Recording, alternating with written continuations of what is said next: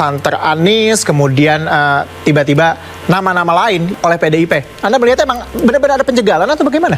Kalau menurut saya pertama-tama mau tanya dulu dengan Pak Ono, sebetulnya Mulyono itu siapa? Tolong ditunjukkan alamatnya di mana gitu. Jadi kita bisa berbicara dengan pasti dan akurat, jangan ngomong atau membahas sesuatu yang nggak jelas. Jangan-jangan Mulyono itu belakangnya namanya Surono, jadi Mulyono Surono.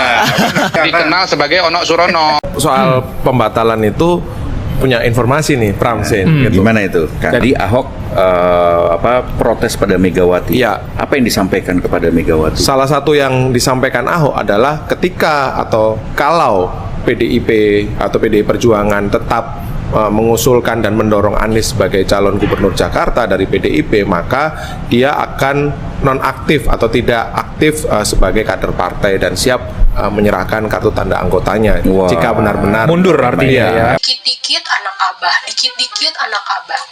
Kalau setiap orang yang mengkritisi kebijakan pemerintah lu sebut anak abah, Apakah sudah malu disebut anak abah? Hah? Anak raja nih kegap makin narkoboy. Agar berkhidmat kepada rakyat, bukan mengkhianati rakyat Indonesia, bukan mengkhianati konstitusi. Emang kamu pada brengsek, brutal, amburadul, kurang ajar kamu. Di Indonesia ini bikin Indonesia tidak baik-baik saja. Kalau mau bikin kelompok kalian tidak baik-baik saja, jangan pakai nama kata Indonesia. Bilang aja kelompok kami tidak baik-baik saja. Jangan pernah pakai nama kata rakyat ataupun Indonesia, karena kami rakyat Indonesia sebenarnya tidak merasa terwakilkan oleh kalian. Sebenarnya kemarin persoalan Bapak Anies dan Jabar itu bukan prank. Kenapa? Karena PDIP itu mengusung. Bapak Anies berkata menolak karena alasan tertentu. Tetapi yang menarik di sini adalah ketika Mas Suryono itu bilang dengan kata-kata yang seperti jengkel, karena mungkin di sana memang mengharapkan ke Bapak Anies untuk kemenangan. Dinyatakan memang ada tangan-tangan yang ingin menjegal dan tidak menginginkan Bapak Anies Baswedan untuk bertarung di pilkada manapun, yaitu Mulyono CS. Yang pertama, saya nggak ngerti apa yang disampaikan oleh Ono. Karena nama yang disebut saya juga sayup-sayup kenal tapi nggak kenal gitu ya.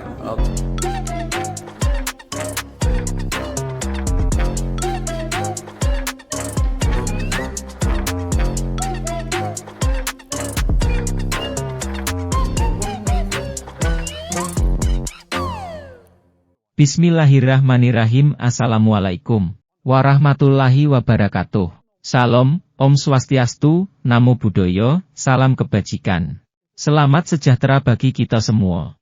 Yang saya hormati, kembali lagi dengan saya di sini Joko. Di kesempatan kali ini saya mau membagikan dan mengulas video reaction. Nah, di sini kita akan reaction beberapa video yang sangat-sangat menarik ya kan guys, dan guys kalian tahu enggak kenapa PDIP gagal mengusung Anies ternyata yo. Semuanya sudah terbongkar yo, terkuak yo. Kan bukan Pak Jokowi ataupun bukan Kim bukan Peks yang menjegal Anies melainkan orang yang satu ini yaitu siapa itu Ahok. Nah benar sekali yo kan Ahok udah. Ku bilang dari awal-awal video aku yo kan. Kalau Anies ya diusung oleh PDIP aku. Yakin Ahok pasti akan mundur ataupun keluar dari PDIP. Dan ternyata alasannya benar jika PDIP mengusung Anies yo kan Ahok akan keluar. Okelah lanjut sojo kita. Simak video ini bareng-bareng dan tonton video ini sampai selesai, pokoknya seru. Yo guys, dan ini dia videonya. Dan awalnya santer Anies, kemudian tiba-tiba nama-nama lain oleh PDIP. Anda melihat emang benar-benar ada penjagalan atau bagaimana? Kalau menurut saya pertama-tama mau tanya dulu dengan Pak Ono, sebetulnya Mulyono itu siapa? Tolong ditunjukkan alamatnya di mana gitu. Jadi kita bisa berbicara dengan pasti dan akurat, jangan ngomong atau membahas sesuatu yang nggak jelas. Jangan-jangan Mulyono itu belakangnya namanya Surono, jadi Mulyono Surono. Dikenal sebagai Ono Surono gitu.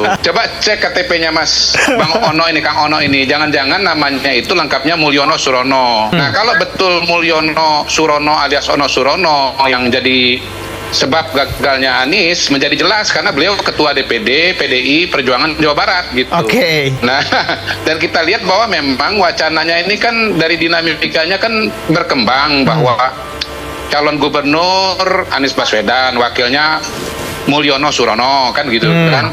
Tiba-tiba berubah Mulyono Surono dengan JJ Wiradinata. Terakhir jadinya JJ Wiradinata dengan Ronald Surapradja. Nah, dari semua peristiwa itu saya lihat aktor utamanya itu ya Mulyono Surono gitu loh, nggak ada nama yang lain di situ. Bahkan Mulyono Surono ini statementnya itu berbeda dengan Hasto Kristianto, Sekjen PDI Perjuangan.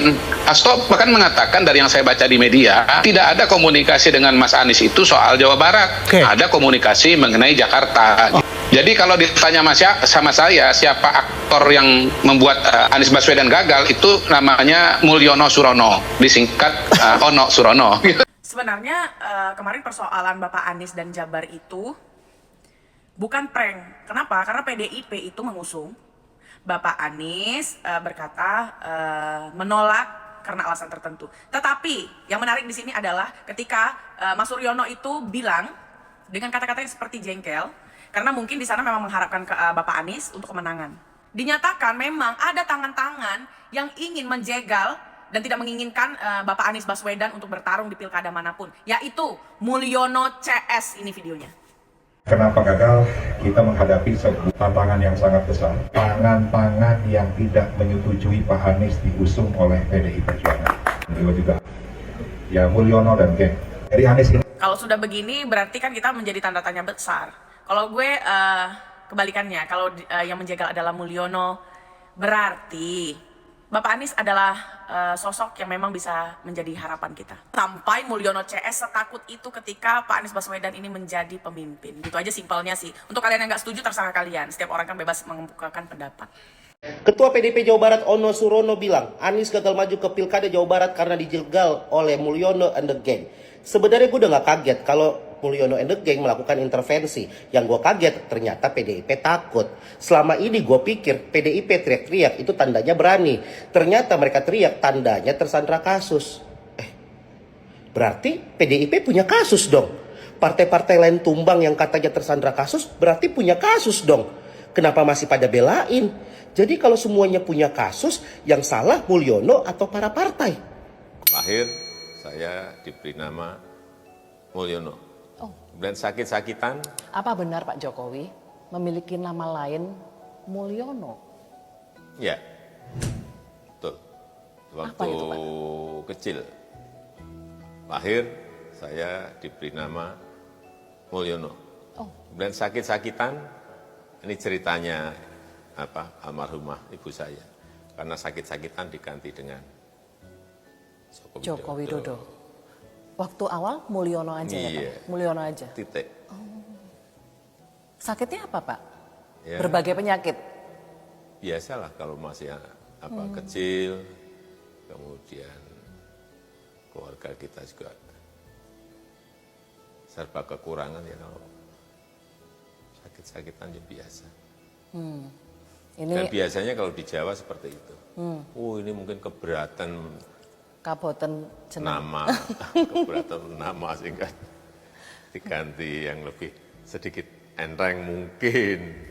Ini dia kenapa Mulyono bisa trending. Dan katanya nama Pak Jokowi itu pemberian dari dukun. Di media sosial ramai sekali dengan kata Mulyono. Bahkan di aplikasi X sampai trending kata tersebut. Jadi siapa sih Mulyono itu? Ternyata Mulyono adalah nama asli Pak Jokowi yang diberikan ketika lahir. Namun ketika kecil Pak Jokowi sakit-sakitan. Lalu sang ibunda mengganti nama Mulyono menjadi Jokowi agar sakitnya hilang. Nah ternyata dalam adat Jawa hal tersebut dinamakan dengan kaboten jenengan. Atau bahasa Indonesia keberatan nama. Penggantian nama karena kaboten jeneng biasanya dikonsultasikan dengan dukun atau orang pintar atau bahkan sering disebut ustadz. Karena orang seperti itu oleh orang tua dulu dianggap memiliki kemampuan khusus dan dianggap memiliki kedekatan dengan Tuhan. Kalau menurut teman-teman bagaimana? Yang pertama saya nggak ngerti apa yang disampaikan oleh Ono. Karena nama yang disebut saya juga sayup-sayup kenal tapi nggak kenal gitu ya.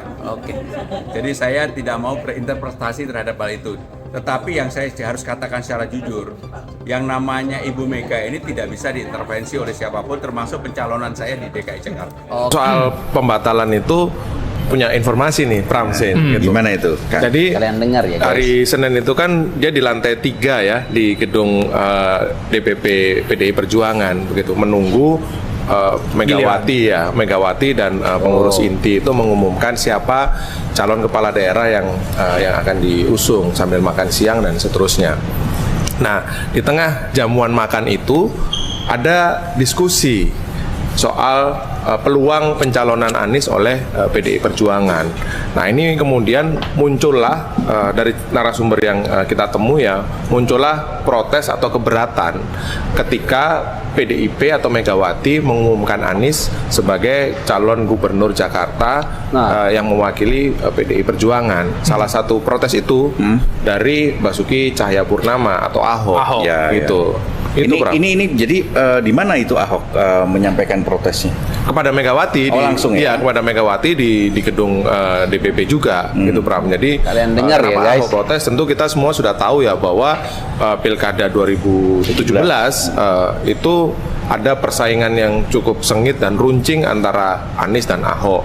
Bukan hanya soal persaingan elektabilitas atau pemilu, tapi soal bagaimana konflik sentimen keagamaan itu muncul di tengah persaingan atau kompetisi pemilihan gubernur DKI Jakarta waktu itu. Oke. Jadi Ahok protes pada Megawati. Ya. Apa yang disampaikan kepada Megawati? Salah satu yang disampaikan Ahok adalah ketika atau kalau PDIP atau PDI Perjuangan tetap mengusulkan dan mendorong Anies sebagai calon gubernur Jakarta dari PDIP, maka dia akan nonaktif atau tidak aktif sebagai kader partai dan siap menyerahkan kartu tanda anggotanya. Jika benar-benar mundur artinya ya. Main-main ya. Tuh, dengar. Korek telingamu ya anak-anak Abah, dengar. Bukan Pak Jokowi, bukan siapa-siapa, bukan Kim yang menjegal Anies ataupun yang menyuruh PDIP agar tidak mendukung Anies, melainkan Ahok. Ya karena Ahok lebih disayang sama ketum PDIP ya, sehingga menuruti kemauan Ahok daripada Anies, ya kan? Ya benar-benar mencalonkan Anies sebagai calon gubernur. Kita dikit-dikit anak Abah, dikit-dikit anak Abah. Kalau setiap orang yang mengkritisi kebijakan pemerintah lu sebut anak Abah, lu yang nggak peduli disebut apa? Anak saya. Kenapa? Merasa terwakilkan? Apakah sudah malu disebut anak Abah? Apakah mau disebut anak Mulyono, anak Wiwi, anak Bowo? Apakah itu sama aja ya? Kata-kata ejekan, bullying. Apakah kalian menganggap kata-kata tersebut adalah bentuk kritikan? Kan enggak kan? Iya kan? Tapi kenapa kalian menganggap orang-orang yang tidak sepaham dengan kalian, kalian sebut sebagai buzzer lah, pemerintah lah, pengunjung bansos, hingga kata-kata yang di luar nurul kalian sematkan kepada orang tersebut. Kita tidak ikut aksi bukan karena kita tidak peduli, bukan karena kita tidak cinta terhadap demokrasi di negeri ini, akan tetapi kita tidak mau ditunggangi. Menyuarakan tidak harus turun ke jalan kan? Kecewa terhadap pemerintah tidak harus merusak fasilitas negara kan? Dan mengkritisi kebijakan pemerintah tidak harus membuli presiden, keluarga presiden, anaknya, mantunya, bahkan melontarkan kata-kata tidak pantas kepada mereka. Kasih tahu yang tadi sepertinya sudah paham bahwa pilpres sudah usai. Jadi tidak ada lagi anak Abah, anak Wiwi, anak Wowo, anak Ganjar, nggak ada. Kita sekarang sama-sama masyarakat Republik Indonesia. Anies itu gagal maju di Jawa Barat hanya karena faktor Mulyono, tukang kayu dan invisible hand itu. Meski kita sebenarnya sudah tahu siapa orang itu. Nah yang kedua, sebenarnya persoalan Anies dan nggak Anies maju ini sebenarnya ada titik terang ketika Anies itu melihat bagaimana putusan Mahkamah Konstitusi 60. Kan syarat PDIP sepertinya hanya ingin Anies itu jadi kader. Kalau Anies jadi kader PDIP punya kartu anggota, jangankan di Jawa Barat, rasa-rasanya di Jakarta pun Anies punya kesempatan untuk maju. Jadi dalam konteks inilah sepertinya Anies nggak bisa maju ya karena faktor Anies sendiri nggak mau menggunakan kartu anggota partai politik seperti PDIP. Jadi pesan apa sebetulnya yang coba dibawa oleh Pak Ono Surono menyampaikan itu di KPU Jawa Barat di detik-detik terakhir pendaftaran calon tadi malam itu, Mas Adi? Ya, sepertinya Pak Ono juga ingin memberikan satu pesan supaya para pendukungnya Anies itu tidak membuli PDIP sebagai partai yang memberikan harapan palsu misalnya terkait dengan pencalonan Anies, karena terbukti ketika Anies misalnya ditinggalkan oleh PKS itu kan jadi sasaran tembak dari seluruh pendukung Anies sempat muncul trending tenggelamkan PKS. Setelah itu juga mereka, para pendukung Anies juga mengkritik PKB dan Nasdem karena dinilai sudah habis manis sepah dibuang setelah hasil pileknya mereka naik signifikan, tapi di Pilkada Jakarta tidak mengusung Anies. Itu yang sepertinya coba untuk diamputasi oleh Pak Ono Surono, supaya soal kemungkinan Anies maju di Jawa Barat dari PDIP itu tak ada kaitannya dengan bagaimana hubungan keduanya itu yang sebenarnya tak ada titik temu. Maka muncullah satu istilah yang disebut dengan Pak Mulyono, sang invisible hand, dan Pak Kayu yang belakangan ini posisinya cukup power. Mungkin Bang Ridwan Hisam nih yang paham persis siapa yang Pak Mulyono itu. Nah, saya tanya ke Pak Ridwan, kalau begitu Pak Ridwan, Anda merasa juga ada intervensi atau penjagalan dirasakan Golkar bersama teman-teman Kim saat mencalonkan nama-nama untuk pilkada ini? Enggak lah, Golkar kan sudah ya sama, beda-beda tipis dengan PDIP. Ya cuman berbeda, kalau Munas berbeda. Saya aja mau maju, sudah daftar, belum dibuka, sudah dipotong. Ya itu sudahlah, kita anggap sudah satu hal ciri yang terjadi di Golkar. Tapi saya begini ya, masalah Mulyono, kita coba lihat dulu. Mulyono itu nama seorang laki-laki. Ya orang Jawa itu ada no, ada to, ada go, ada ro, kayak gitu-gitulah. Nah, Bung Karno, Soekarno. Terus Nono, ketua PDIP mana itu? Jawa Barat, no. Mulyo itu orang yang mulia. Jadi Soekarno itu adalah orang laki-laki yang murna, itu namanya Soekarno. Nah, jadi Mulyono itu orang laki-laki yang mulia. Ala Kak, fiti-fiti lo cuma dukung pemerintah, cuma dukung pemimpin, cuma dukung orang sesama lo nggak tahu perasaan rakyat bawah. Nih ya, salah satu contoh rakyat bawah yang komen di fiti gue, satu frekuensi dengan sampean Mbak mewakili perasaan rakyat jelata. Setuju? Hah? Ini baru satu contoh, kalian buka semua ratusan puluhan fiti gue, banyak banget rakyat bawah yang terwakilkan sama komenan gue sama fiti gue. Ya, gue mewakilin semua rakyat untuk kebenaran, bukan kaum atau kelompok kalian.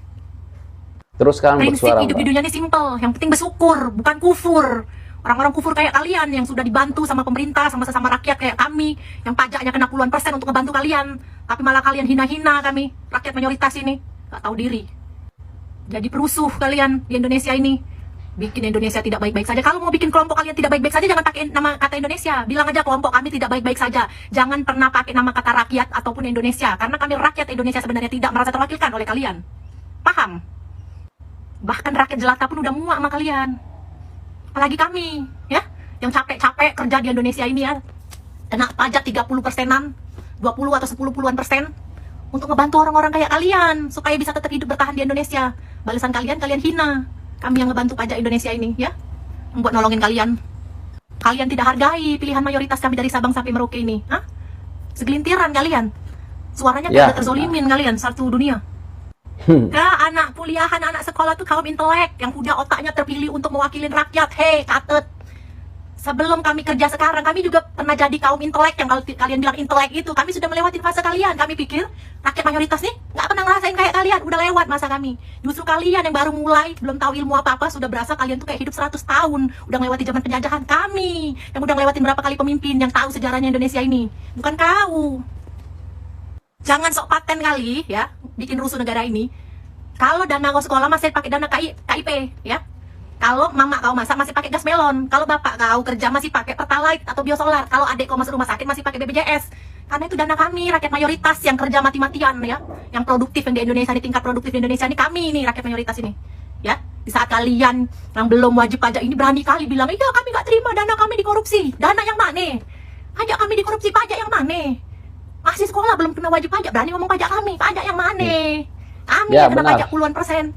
Raffi Ahmad kena pajak ratusan miliaran. Nggak sebacot kalian yang nggak pernah ngasih sumbang siapa apa buat negara, malah ngasih kerusuhan doang. Iya, tapi di luar negeri gaji gede, pajaknya juga gede di luar negeri. Hah?